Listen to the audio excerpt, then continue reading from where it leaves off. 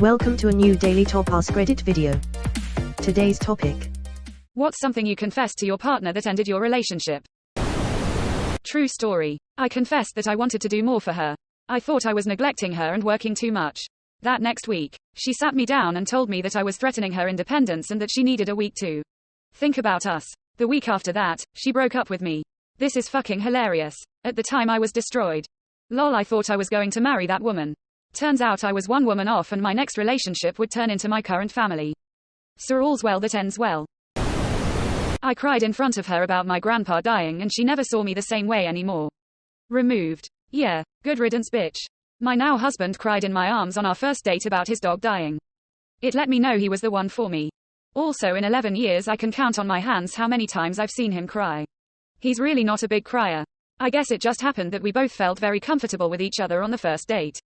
The first time I ever saw my boyfriend cry, I definitely saw him a lot different, but in a good way. He was honestly the first guy the first ever dated that was emotionally vulnerable in front of me, and I appreciated it. It made me feel incredibly close to him and I think strengthened our relationship. It's sad that there are people who feel like they need to hide away these parts of themselves, and it's disgusting that there are people that would use that against them.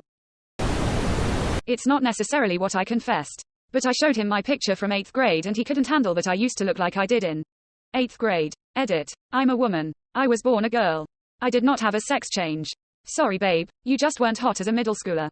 Gotta end it here. Quote, if I knew that I had to peak in middle school I would have at least plucked my eyebrows, woozy face. Oh come on. We all looked goofy in 8th grade. I just looked younger than I do now, so I guess I'm just goofy looking. I wouldn't love her if she was a worm. My partner absolutely loathes the shoe brand Crocs. He said he'd still love me if I was a pair of Crocs, and that's how I know it's true love. Crocs is where I draw the line. That I thought her flat earth theories made her sound pig shit thick rather than unique. I mean, did you use these exact same words? Certainly did. Anyone who comes out with NASA fake every photo showing the earth is indeed pig shit thick and needs to have that simple fact explained to them. With crayons and a glove puppet if necessary. I said, while crying because he got angry with me at a restaurant, that I am sometimes afraid to tell you how I feel because I'm afraid of how you'll react. And he said, well, that's fucking pathetic. My partner had a habit of starting a convo by asking how I felt about something. Then would criticize me for feeling what I felt. It always ended up being a debate about why I felt the way I did. It was never okay for me to feel sad, worried, scared, etc. Over time I started to feel anxious when he'd ask questions, and purposely responded vaguely, or just straight up said that I didn't feel comfortable sharing, which would incite anger or more judgment. Eventually my response became exactly that.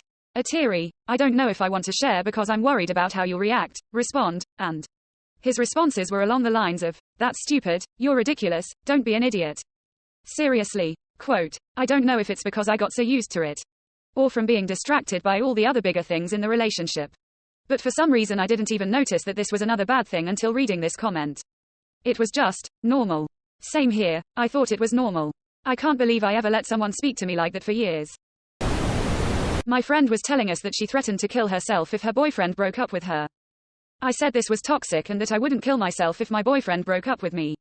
My boyfriend broke up with me the next day because apparently not wanting to kill myself meant that my love for him was not true. 7th grade is fucking fucked. I'm a middle school teacher now and whenever I feel shocked by the behaviors I see, I just think back to this. MS teacher too, the drama at 7:15 in the morning is just, my god. I blame it one growing and bad sleep cycles and mismatched sleep times for kids versus adults. Plus, you know, being 12 and 13. My middle school experience would have been so different if school had run from 11 a.m. to 6 p.m. Not me, but someone I know was finally told that her husband was faking his English heritage. Background, upbringing in England and fake accent. Dude kept it up for years. Eventually admitted that it was all a lie and that he grew up on West Coast. That's kinda funny TBH. Kind of sounds like a plotline we could have expected out of Three's Company. That the autism diagnosis I went for came back positive. I can't cope with that, she said. TBH, she couldn't even cope with the dishes either. I have a friend who was diagnosed as an adult. It explained a lot but changed nothing. I was diagnosed as a kid. One of my friends was recently diagnosed as an adult. I'm autistic. Yeah, no shit. Quote. You knew, never had the heart to tell you. Apparently I'm not the only one who knew. The only thing that changed was he started to work on the negative parts. That I didn't believe in astrology and tarot cards. She then said her tarot cards told her to break up with me. Sure dodged a bullet there. The tarot cards were right.